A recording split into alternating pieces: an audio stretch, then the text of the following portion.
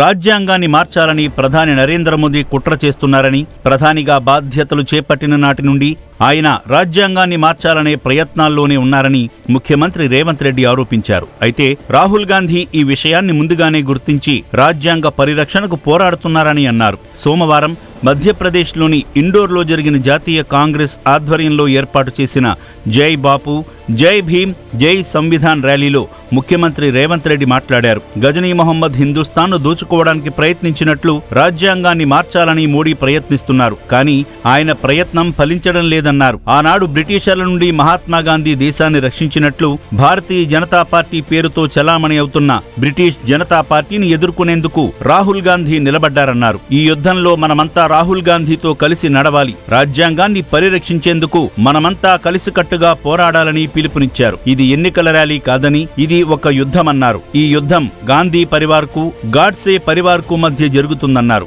గాడ్సే పరివార్ వైపు నుంచి మోడీ, గాంధీ పరివార్ వైపు నుండి రాహుల్ గాంధీ పోరాడుతున్నారని, అందుకే మనమంతా గాంధీ పరివార్, రాహుల్ గాంధీకి మద్దతుగా నిలవాలన్నారు. రాహుల్ గాంధీ నేతృత్వంలో దేశంలో కాంగ్రెస్ ప్రభుత్వాన్ని ఏర్పాటు చేసి రాజ్యాంగాన్ని పరిరక్షించాల్సిన అవసరం ఉందన్నారు.